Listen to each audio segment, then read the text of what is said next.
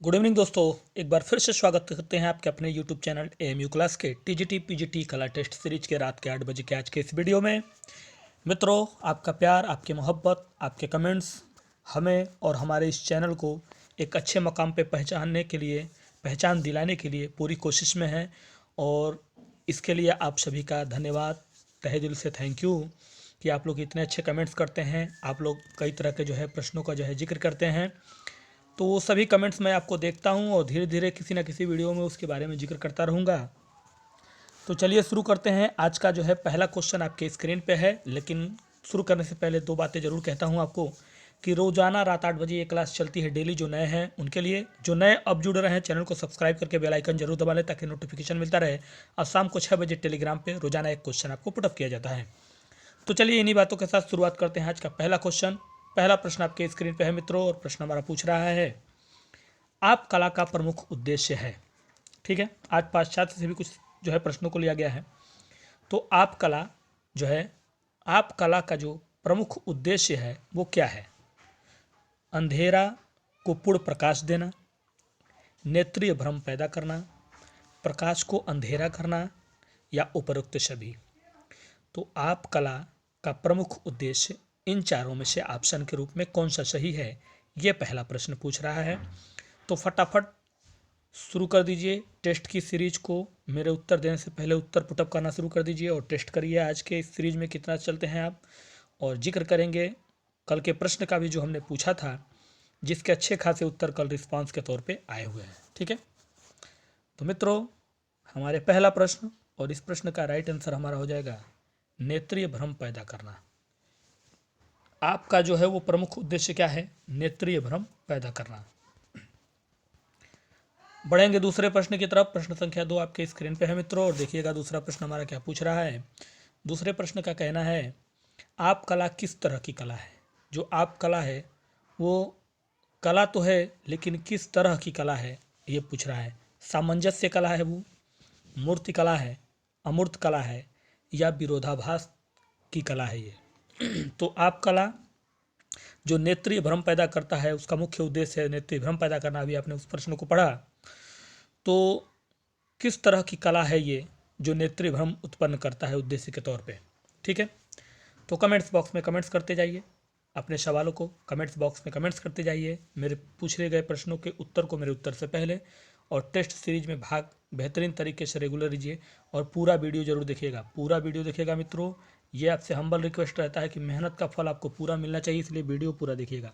ठीक है, तो दूसरा प्रश्न, और इस दूसरे प्रश्न का हमारा सही जवाब हो जाएगा अमूर्त कला। आपकी कला किस तरह की कला है? अमूर्त कला है। आगे बढ़ते हैं प्रश्न संख्या 3 की तरफ। तीसरा प्रश्न आपके स्क्रीन पे है मित्रों। तीसरा प्रश्न देखिएगा, प्रश्न संख्या 3। तीसरा प्रश्न पूछ रहा है कि किस कलाकार ने धुआं चित्रण की शुरुआत किया था। यानी इनमें से वो एक कलाकार है जिन्होंने धुआं चित्रण की शुरुआत की थी, आरंभ किया था। उस कलाकार का नाम बताना है। क्या वो चियोनी है, क्या वो पालेन है, क्या वो मेरिन टतो है, या जान मीरो है? तो इनमें से वो कौन है पाश्चात्य कलाकार जिसने धुआं चित्रण की शुरुआत की थी? ठीक है, तीसरा प्रश्न पहले ही मैंने आपको बता दिया है कि पाश्चात्य शैली से संबंधित कुछ प्रश्न आज आपके पाश्चात्य कला से आपको मिलेंगे इसमें, और ये ज़रूरी भी था कि बीच बीच में इस तरह के प्रश्न आपको डाले जाएं, क्योंकि इस तरह के भी प्रश्न टीजीटी में अच्छे खासे 21 में 12 और प्रश्न पूछे जा चुके थे आपको। ठीक है, तो इसका मेंशन करना बिल्कुल ज़रूरी है। और तीसरे प्रश्न का हमारा जो सही जवाब हो जाएगा वो हो जाएगा पालेन। ठीक है, धुआं चित्रण की शुरुआत पालेन ने किया था। बढ़ते हैं चौथे प्रश्न की तरफ। चौथा प्रश्न कह रहा है हमारा, देखिए क्या चौथे प्रश्न का कहना है कि आप कला का उदय कहाँ हुआ? आप कला का उद्देश्य क्या था? ठीक है, आपने पढ़ा। एक और प्रश्न था आप कला से, वो पढ़ा। और तीसरा प्रश्न है आप कला का उदय कहाँ से हुआ? ठीक है, यानी इसकी शुरुआत, उद्गम शुरुआत जिसको कहते हैं, कहाँ से हुई? अमेरिका से हुई, स्पेन से हुई, इंग्लैंड से हुई, या जर्मनी से हुई? अब कल का एक कमेंट्स लेंगे विशाल जी का, जो राजस्थान से हैं और काफ़ी क्वालिफाइड स्टूडेंट हैं ये अपने आप में, कला में काफ़ी जो है बेहतरीन जो है उनकी परफॉर्मेंस रही है अभी तक की मेरे चैनल पे, और जहाँ हैं वहाँ भी उनकी अच्छी जो है रिस्पांस परफॉर्मेंस रही है। नेट जेआरएफ क्वालिफाई हैं वो। और उन्होंने कल एक प्रश्न हमने डाला था जिसमें थोड़ा सा उनको डाउट हो गया। प्रश्न ये था कि आदि मानव जो है जब पहाड़ों में जो चित्रण किया करते थे तो उसको जो है चित्रों को प्रकाश में लाने के लिए, यानी प्रकाश देने के लिए, चमक देने के लिए किस तरह इस्तेमाल करते थे। तो विशाल जी से मैं ये बताना चाहता हूँ कि वो प्रश्न जो था वो कोई बाहरी प्रश्न नहीं था, किताब में लिखी हुई प्रश्न है वो बेहतरीन तरीके से। आदि मानव जो है गेरू और जो है आपने पढ़ा होगा कि हड्डियों को भी जलाकर वो जो है काला रंग बनाते थे और काले रंग कोयले का इस्तेमाल करते थे। जली हुई हड्डियों का काला बनाते थे, उससे करते थे गेरू रंग। ये सब चर्बियों में मिलाते थे, चर्बी में मिलाकर रंगों को गाढ़ा बनाना और उससे पेंटिंग करना उनका काम था। लेकिन उस रंग, उस चित्र में चमक चाहते थे, जो कि बाहर से देखने में चमक आए, तो वो क्या करते थे, उसी चर्बी को रंगों में नहीं मिलाते थे, अलग से चर्बी को जलाते थे खुद। आपने देखा होगा इस समय जब आदमी जो है किसी चीज़ का मांस वांस जो होता है जानवर का, उसकी जो चर्बी होती है वाइट कलर की, अगर उसको आप जला दें तो वो थोड़ा सा जो है तेलीय हो जाता है और वो थोड़ा चमक देने लगता है। तो वो क्या करते थे, प्रकाश में लाने के लिए चित्रों को चित्रकारी के बाद चर्बियों को जलाकर फिर से दोबारा उस पर सेट करते थे। तो मेरे प्रश्न का कहने का विशाल जी आशय वही था, और कोई उसमें जो है कन्फ्यूजन नहीं होना चाहिए आपको, पूरी उम्मीद है।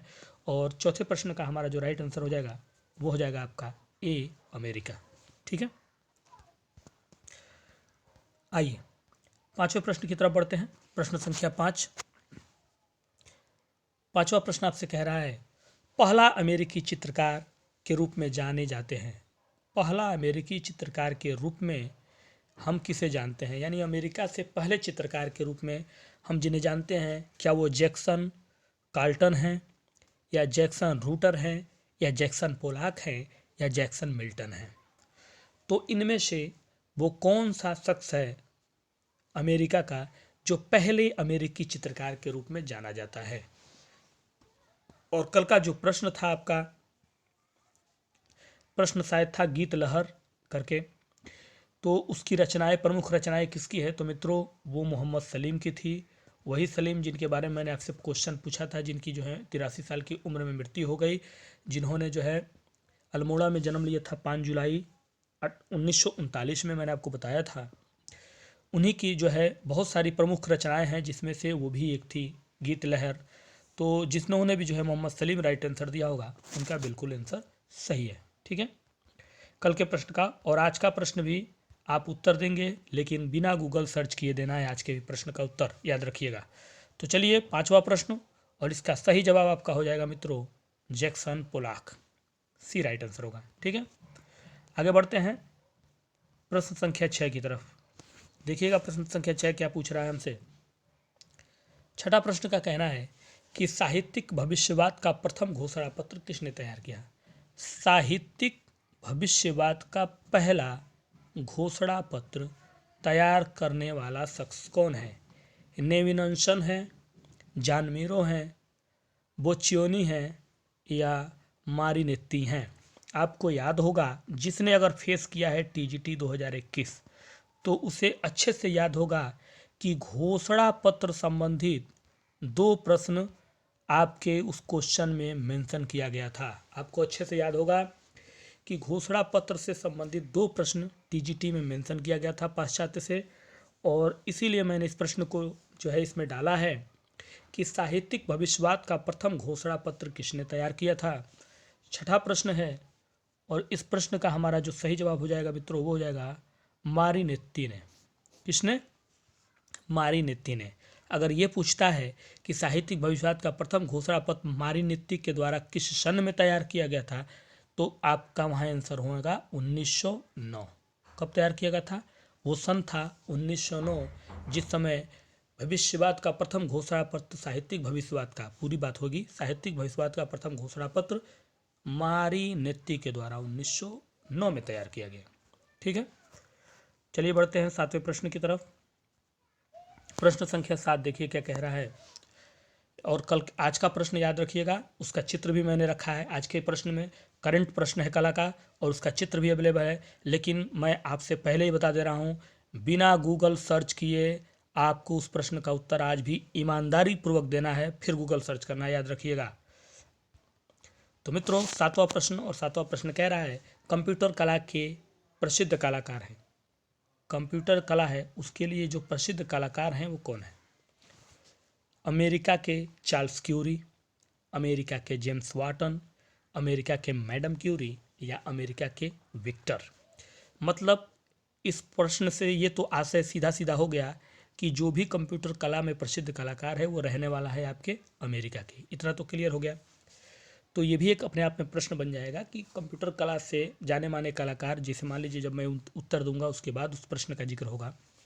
तो सबसे पहले हम सातवें प्रश्न का उत्तर देखेंगे, तो उसका राइट आंसर हो जाएगा अमेरिका के चार्ल्स क्यूरी। अब आपसे मान लीजिए कभी कभी प्रश्न ऐसे पूछ सकता है कि चार्ल्स क्यूरी जो कंप्यूटर कला के रूप में प्रसिद्ध है, कहाँ से बिलोंग करते हैं या कहाँ के रहने वाले हैं? तो अमेरिका के, क्योंकि बार बार अमेरिका नाम इसमें आ रहा है। तो सातवें का right answer A, Charles Curie. आठवें प्रश्न की तरफ बढ़िए। प्रश्न संख्या 8 देखिएगा। प्रश्न कह रहा है हमारा, फोर्सेज ऑफ स्ट्रीट किसका चित्र है? चित्र का नाम है फोर्सेज ऑफ स्ट्रीट, और ये एक चित्र है, ये भी याद रखिएगा। किसके द्वारा बनाया गया, ये आपसे पूछा जा रहा है। नेविनेशन के द्वारा, कालोकोर के द्वारा, बोच्चियोनी के द्वारा, या मेरिनेत्तो के द्वारा। इनमें से पाश्चात्य कला का वो कौन सा कलाकार है जिसने चित्र बनाया फोर्सेज ऑफ द स्ट्रीट? आठवां प्रश्न, बेहतरीन प्रश्नों की सीरीज टेस्ट में आज अपने आप को टेस्ट करिएगा कि आज कितना सही जाते हैं, और आज के प्रश्न का भी उत्तर दीजिएगा बिना गूगल सर्च किए, क्योंकि करंट क्वेश्चन है वो। और इससे मुझे ये अंदाज़ा लगता है कि कितने लोग करंट पे अपडेट है, क्वेश्चन पूछने से ही 2-3 दिन से पता चल रहा है। तो इससे ये चीज़ सीखने को मिलती है मित्रों कि जो लोग तैयारी कर रहे हैं वो करंट क्वेश्चनों से हमेशा अपडेट रहा करें। पेपर पढ़ा करें, पेपरों में भी आते हैं और भी कई जगहों से मिल जाते हैं, लेकिन अपडेट रहा करें, क्योंकि वो सब प्रश्न जो है इस बार पूरी संभावनाएं हैं आने की। ठीक है, तो आठवां प्रश्न, और इसका सही जवाब हमारा होगा बोच्चियोनी, बोच्चियोनी। ठीक है, फोर्सेज ऑफ द स्ट्रीट चित्र बोच्चियोनी का है। आठवें का राइट आंसर सी। 9 नंबर प्रश्न की तरफ बढ़ेंगे। प्रश्न संख्या 9 नंबर प्रश्न देखिएगा क्या कह रहा है मित्रों। 9 नंबर प्रश्न का कहना है कि आर्टिकल का शाब्दिक अर्थ है। आर्टिकल, ये जो शब्द है उस शब्द का शाब्दिक अर्थ क्या है? ठीक है, छाया है, नेत्री भ्रम पैदा करना है, अंधेरा है, या प्रकाश है। यहाँ कला के रूप में ये क्वेश्चन है, ध्यान रखिएगा। आपने कई बार सुनते हैं कि ये आर्टिकल छपा हुआ है, आर्टिकल छपा हुआ है, सुना होगा ना कि आर्टिकल, इस पेपर में ये आर्टिकल छपा था, या यहाँ ये आर्टिकल हमने पढ़ा। तो यहाँ वही कह रहा है कि आर्टिकल का जो शाब्दिक अर्थ है, यानी सही मायने में जो अर्थ है आर्टिकल का, वो किस रूप में हमको देखने को मिलता है इस ऑप्शन में।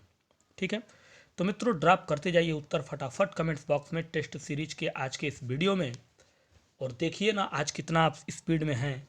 आज के प्रश्न थोड़े पाश्चात्य से घुमा के हैं, और उम्मीद करता हूं कि आज की परफॉर्मेंस भी आपकी बेस्ट रही होगी और रहेगी हमेशा की तरह। तो 9 नंबर प्रश्न, और प्रश्न का हमारा सही जवाब होगा प्रकाश। आर्टिकल का शाब्दिक अर्थ होता है प्रकाश, मीन्स प्रकाश में लाना। यहाँ आ से प्रकाश का मतलब उस प्रकाश से नहीं है जो सन से आ रहा है। यहाँ आर्टिकल मीन्स आपके, जैसे मान लीजिए किसी बहुत बड़े हस्ती का आर्टिकल अगर छप गया तो उसका क्या कहा जाएगा कि वो प्रकाश में आ गया, मतलब वो एक तरह से जो है वायरल हो गया, हिट हो गया।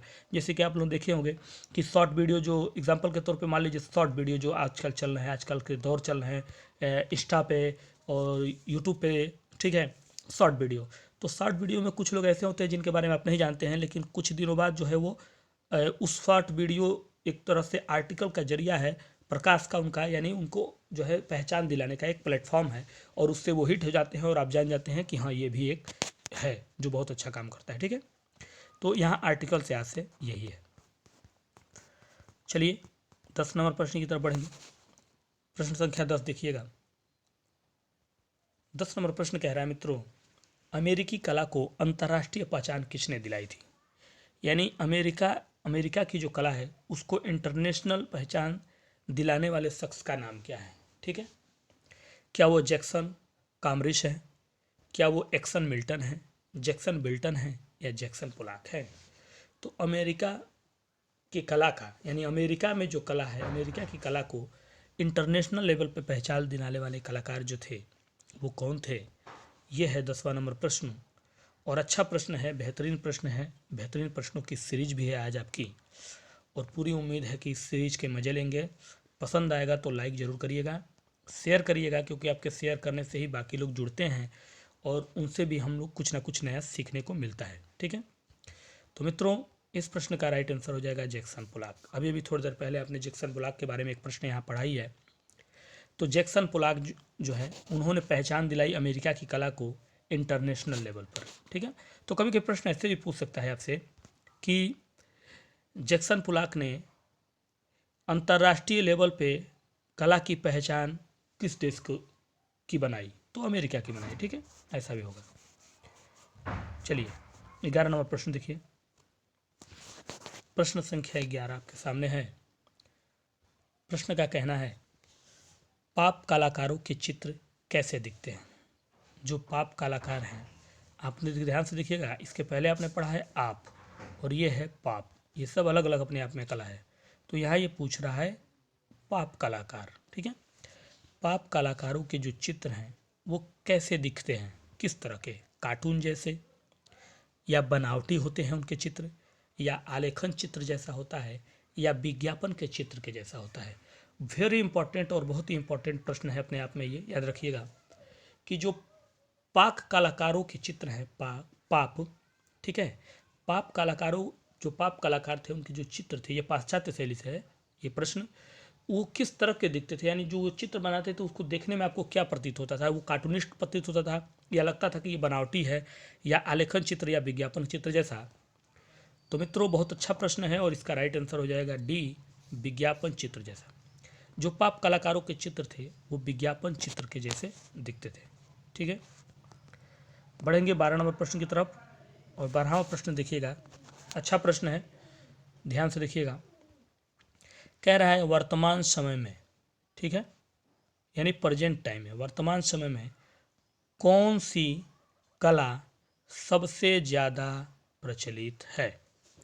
बहुत ही अच्छा प्रश्न है और रिसेंट प्रश्न अपने आप में एक तरह से है ये, कि प्रेजेंट टाइम में जो कला चल रही है उसमें सबसे ज़्यादा प्रचलित, यानी प्रेजेंट टाइम में भी बहुत सारी कलाएं चल रही हैं जो आपके बारे में पढ़ रहे हैं, हर तरह की कला है, लेकिन सबसे हिट, सबसे विख्यात, सबसे प्रचलित जो पहचान है वो वर्तमान समय में किस कला की है? कंप्यूटर कला की, आप कला की, नेत्रीय कला, या पॉप कला की? ठीक है, तो इनमें से किस कला की जो है सबसे ज़्यादा प्रचलित मानी जा रही है इस समय वर्तमान में, प्रेजेंट टाइम में? यह है हमारा 12वां प्रश्न और इस 12वें प्रश्न का सही जवाब होगा कंप्यूटर कला। कौन सी कला मित्रों? कंप्यूटर कला जो है हमारे प्रेजेंट टाइम की सबसे ज़्यादा प्रचलित कलाओं में से मानी जा रही है। ठीक है, बढ़ेंगे हम 13 प्रश्न की तरफ धीरे धीरे अपने प्रश्नों की सीरीज को आगे बढ़ाते हुए। 13 नंबर प्रश्न पे हैं हम और 13 नंबर प्रश्न हमारा पूछ रहा है कि आप कला के दूसरे प्रसिद्ध कलाकार कौन है? पहले तो पढ़े हैं आपने, आप कला के जो दूसरे प्रसिद्ध कलाकार हैं वो कौन है? पहला आपने ऊपर पढ़ लिया है, प्रथम कलाकार। ठीक है, तो आप कला के दूसरे प्रसिद्ध कलाकार क्या बिजेट रिली हैं, अंद्रेबो हैं, नेत्रोग हैं, या कासिमिर हैं? कौन है? कौन है आप कला के दूसरे कलाकार के रूप में जाने वाले इस विकल्प में से? तो मित्रों कमेंट्स करते जाइए। अगर आपके पास कोई सवाल हो भेजिए, अगर आपके पास कला से संबंधित कोई प्रश्न हो और आपको लगता है कि इस ग्रुप में पूरे यूट्यूब पे हमारे साथियों के साथ शेयर करना चाहिए तो वो सवाल हमें शेयर करिए, हम आपको इस वीडियो में मेंशन करके सबको एक साथ पढ़ाएंगे। ठीक है, तो इसको कहते हैं एक दूसरे के साथ चलना, एक तरह से एक दूसरे का सहारा बनना, जिससे कि कामयाबी जो है आने वाले भविष्य में हमारी हो जाए। तो ये पूरी जो है आप लोग हेल्प करते हुए बहुत लोगों ने किया है। तो चलिए 13वें प्रश्न का राइट आंसर हो जाएगा विजेट रिली। ठीक है, आइए 14 नंबर प्रश्न की तरफ बढ़ते हैं। प्रश्न संख्या 14 देखिएगा क्या कह रहा है। 14 नंबर प्रश्न मित्रों, कहना है इसका, कला की समस्याओं के आधार पर, देखिएगा, कला की समस्याओं के आधार पर, ठीक, कला के समस्याओं के आधार पर रूप या आकृति के कितने भेद होते हैं, ये कह रहा है। यानी कला में, कला की समस्याओं के आधार पर, ये लाइन याद रखिएगा, समस्याओं के आधार पर कला में रूप या आकृति के कितने भेद होते हैं, 2, 3, 5 या 6। प्रश्न एक बार फिर से ध्यान से देख लीजिए। समस्याओं के आधार पर, यानी कला में, कला की जो समस्याओं के आधार पर रूप या आकृति को कितने भेद हुए या कितने वर्ग हिस्से में बांटा गया, ये प्रश्न है 14 नंबर। और इसका राइट आंसर हो जाएगा मित्रों 2 भाग में। कितने भेद हुए इसके, डिवाइड इनटू 2 पार्ट्स। ठीक है, आइए 15 नंबर प्रश्न की तरफ बढ़िए। प्रश्न संख्या 15 देखेंगे आप। 15 नंबर प्रश्न पूछ रहा है, वर्गाकार आकृति किस भाव का प्रतीक है। वर्गाकार आकृति किसी भाव का प्रतीक माना जाता है, तो वो भाव कौन सा है जिसका प्रतीक है वर्गाकार आकृति, मीन्स वर्ग के आकार का। ठीक है, लचीला, कठोरता, नरम या उपयुक्त, सभी ये जो भाव हैं, ये जो प्रतीक हैं, वो वर्गाकार आकृति के प्रतीक है या इनमें से कोई एक है। वर्ग आप जानते ही हैं, वर्ग आपको पता ही होगा। इस तरह से अगर वर्ग जो है आयत के आकार का ही होता है, यानी मैंने आयत में कई तरह के होते हैं, तो वर्ग जो होता है उसकी भुजाएं जो है चारों तरफ जो है इक्वल होती हैं, तो उसकी बात कर रहा है वर्गाकार, वर्ग के आकार की। ठीक है, आकृति किस तरह की भाव प्रतीक करती है, तो मित्रों हमारा ये प्रश्न जो है, इसका सही जवाब हमारा जो हो जाएगा वो हो जाएगा बी, कठोरता की। किस तरह की भाव प्रतीक करती हैं, कठोरता की। 16 नंबर प्रश्न की तरफ बढ़िए। प्रश्न संख्या 16 देखिएगा। 16 नंबर प्रश्न हमारा पूछ रहा है, केस, पर्वत, सर्प आदि रूप में, ये तीनों हिस्सा अलग अलग है, केस, पर्वत, सर्प आदि रूप में किस प्रकार के रेखा बनते हैं। यानी केस बनाने में, पर्वत बनाने में, सर्प, इस तरह की चित्रकारी या कलाकारी करने में, उस रूप में हमें रेखा जो बनाते हैं हम, वो किस प्रकार की वो रेखा होती है। इस तरह के कला को जब हम बनाते हैं तो ये प्रश्न सीधा यही पूछना चाहता है कि इस तरह की कला, मतलब केस, पर्वत या सर्प, सर्प मीन्स सांप की बात कर रहा है, पर्वत मतलब पहाड़ की, केस मतलब बालों की बात कर रहा है। अगर इस तरह की कला बनानी हो, इस तरह का चित्र हमें बनाना हो, कहने का मतलब ये है, चित्र या कला जो करे या कलाकार के द्वारा बनाना हो, तो किस तरह का रेखा उसमें हमको बनाने का यूज करना पड़ता है, ये पूछ रहा है। त्रिभुजाकार, सीधा रेखा, लहरदार या उपयुक्त में से कोई नहीं। तो सबसे पहले तो आपने प्रश्न को समझना है, और उम्मीद करता हूँ कि आपने प्रश्न समझा होगा कि मैं क्या कहना चाहता हूँ।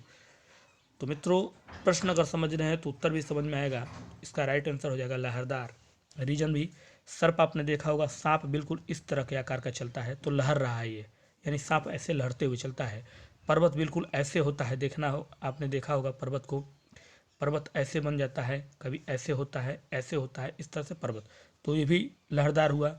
उसी तरह से बाल जो होते हैं, आपके चेहरे के जो बाल बनाए जाते हैं, ऐसे ऐसे लहरदार होते हैं चारों तरफ से, तो यही कह रहा है वो। तो पूरी उम्मीद है कि अब प्रश्न आपको क्लियर कर दिया गया होगा, तो इसका सी राइट आंसर होगा। 17 नंबर प्रश्न देखिए। प्रश्न संख्या 17 क्या पूछ रहा है, आकृति की रचना किस तत्व से नहीं होती। जो आकृति की रचना होती है वो एक तत्व से नहीं होती, वो तत्व कौन सा है। आकृति की रचना किस तत्व से नहीं होती, आकृति से नहीं होती, धरातल से नहीं, रेखा से नहीं, या अंतराल से नहीं।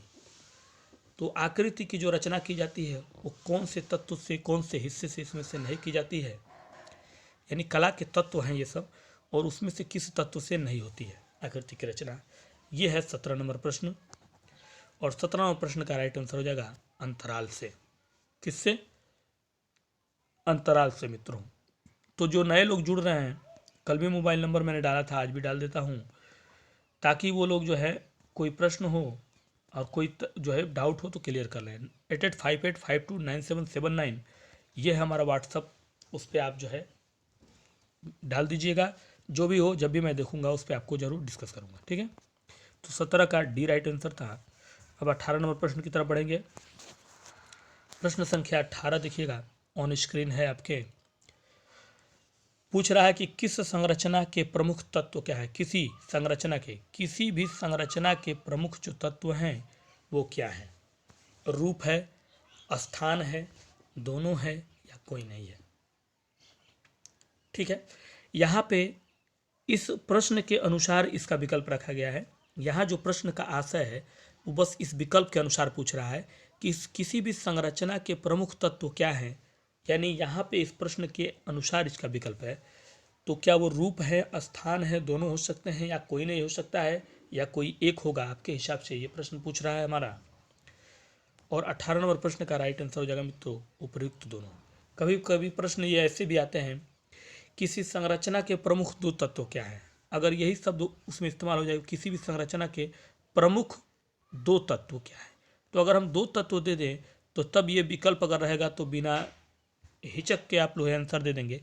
इसलिए इस शब्द को मैंने मेंशन नहीं किया था, इसलिए आपको थोड़ा सा डाउट क्लियर करने के लिए कि आप लोग क्लियर होते हैं, ठीक है। तो 18 का सी राइट आंसर। 19 नंबर देखेंगे प्रश्न, प्रश्न संख्या 19 कह रहा है निम्न में से कौन रूपप्रद कला का तत्व नहीं है। यानी रूपप्रद कला का तत्व नहीं है। क्या वृत्त नहीं है, कोलाज नहीं है, सक्रिय या उपर्युक्त में से कोई नहीं। तो रूपप्रद जो कला है उस कला में तत्वों के हिस्से में नहीं आता है। इनमें से कौन सा तत्व नहीं है रूपप्रद कला का हिस्सा, ये पूछ रहा है 19 नंबर प्रश्न। तो धीरे धीरे आप पहुंच चुके हैं अपने पड़ाव पे, जहां आपका प्रश्न आएगा, आपका सवाल आएगा, और आज भी आपको बिना गूगल सर्च किए उस प्रश्न का उत्तर दे देना है पहले, तब जाके गूगल देखना है, याद रखिएगा। तो मित्रों प्रश्न हमारा जो है 19 और उसका राइट आंसर हमारा होता है बी कोलाज। रूपप्रद कला का तत्व जो है वो कोलाज नहीं है। कोलाज आपको अच्छे से पता होगा, कागज या कतरन को काटकर बनाई जाने वाली कला, कोलाज उसी को कहते हैं। 20 नंबर प्रश्न की तरफ पढ़िए, प्रश्न संख्या 20 देखिएगा। 20 नंबर प्रश्न, चंचल मुख आकृति होती है। जो चंचल मुख आकृति होती है वो किस तरह की होती है। परवल की फक के समान होती है, खजन के समान, पान की आकृति जैसी, या उपयुक्त में से कोई नहीं। ठीक है, चंचल मुख आकृति जो होती है वो किस तरह की आकृति होती है, किस तरह की बनावट होती है, इन चारों ऑप्शनों में से ये पूछ रहा है हमारा 20 नंबर प्रश्न। और इस वीडियो का ये हमारे द्वारा बताया गया आखिरी प्रश्न है, यानी इस टेस्ट सीरीज में इस 20 प्रश्नों में आपको देखना है कि कितना आप सही जाते हैं। और आपका जो सवाल अब आने वाला है वो आपको बताना है, उसका मैं चित्र भी दिखाऊंगा, लेकिन उस सवाल को बिना गूगल सर्च किए आपको आंसर देना है। लेकिन सबसे पहले हम इस प्रश्न का उत्तर देखेंगे, फिर उसका जिक्र करेंगे। तो इसका राइट आंसर हो जाएगा पान की आकृति जैसी। चंचल मुख आकृति जो होती है वो पान की आकृति की जैसी होती है। पान की आकृति आप लोगों ने देखा ही होगा, कुछ इस तरह से पान की आकृति होती है। और अब शुरू होता है आपका सवाल मित्रों। आपका सवाल आपके स्क्रीन पे है, थोड़ा सा छोटा कर लीजिए, विकल्प पूरा दिख नहीं रहा है। ये है आपका सवाल, अभी मैं उसका फिगर भी नीचे दिखाऊंगा आपको, ध्यान से देखिएगा अपने सवाल को। सवाल आपका कह रहा है क्रिसमस की पूर्व संध्या पर सुदर्शन पटनायक द्वारा बनाई गई सांता क्लाज में कितने गुलाबों का इस्तेमाल किया गया। और यहाँ कितने गुलाबों से आशय में लाल, देखिएगा टाइपिंग मिस्टेक छूट गया है, लाल गुलाब की बात कर रहा है। ठीक है, सिर्फ लाल गुलाब की, याद रखिएगा। क्रिसमस की पूर्व संध्या पर सुदर्शन पटनायक द्वारा बनाई गई सांता क्लाज में, यानी रेत से उन्होंने बनाया था, रेत से, क्योंकि आपको पता ही है कि सुदर्शन पटनायक रेत के जादूगर हैं। और टीजीटी में प्रश्न इनका आया भी था कि रेत के रूप में किसे हम जानते हैं, टीजीटी 21 का प्रश्न था। तो क्रिसमस की पूर्व संध्या पर सुदर्शन पटनायक जी ने रेत का जो है सांता क्लास बनाया था, लेकिन उसके ऊपर लाल गुलाब का ड्रेस पहनाया था। उसके अलावा सफ़ेद गुलाब भी उन्होंने पहनाया था, लेकिन यहाँ सफ़ेद की बात नहीं कर रहा हूँ मैं, यहाँ सिर्फ मैं बात कर रहा हूँ लाल गुलाब की। कि पूर्व संध्या पर सांता क्लास जब उन्होंने बनाया तो कितने गुलाबों का इस्तेमाल किया उसमें लगाने के लिए? 5,000, 4500, 5400 या 6,000? तो ये है आपका सवाल, जो आपको कमेंट्स बॉक्स में ईमानदारी के साथ बिना गूगल सर्च किए ड्रॉप करना है। और इस प्रश्न का फिगर आप देख लीजिए, नीचे है आपके सामने, यही है वो फिगर, इसको क्लियरली देख लीजिए आप। यही है वो सांता क्लास।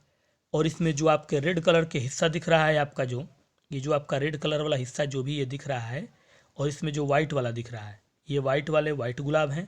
लेकिन हमारा सवाल वाइट गुलाब का नहीं है, हमारा सवाल है लाल गुलाब का। किसका? लाल गुलाब का। यानी सांता क्लास को जब उन्होंने बनाया पूर्व संध्या पर क्रिसमस के, सुदर्शन पटनायक जी देखिए रेत में ही बना है, तो इसमें जो आपको दिख रहा है लाल लाल गुलाबी, ये जो हिस्सा दिख रहा है पूरा लाल लाल, ये टोटल जो गुलाब हैं ये कितने संख्या में उसमें लगाए गए थे, ये है आपका प्रश्न। और बिना गूगल सर्च किए इस प्रश्न का उत्तर आपको देना है। तो मित्रों, कैसी लगी आज की हमारी वीडियो, और कैसा लगा आज का हमारा ये सवाल, और कैसा लगता है आपको जो डोली में सवाल पूछता हूँ आपके लिए, क्या आपको वो पसंद आता है? अगर सचमुच पसंद आता है तो कमेंट्स करिएगा, ताकि मुझे भी लगे कि हाँ, मैं जो सवाल पूछता हूँ वो आपके लिए बेनिफिट का काम कर रहा है। कमेंट्स जरूर करिएगा मित्रों, और इस सवाल का जवाब ईमानदारी पूर्वक बिना गूगल के दीजिएगा। तो चलिए, दीजिए आज के लिए इजाज़त। कल फिर मिलते हैं इसी समय इसी टाइम लेकर कुछ और बेहतरीन प्रश्नों की सीरीज। तब तक के लिए गुड नाइट, नमस्कार।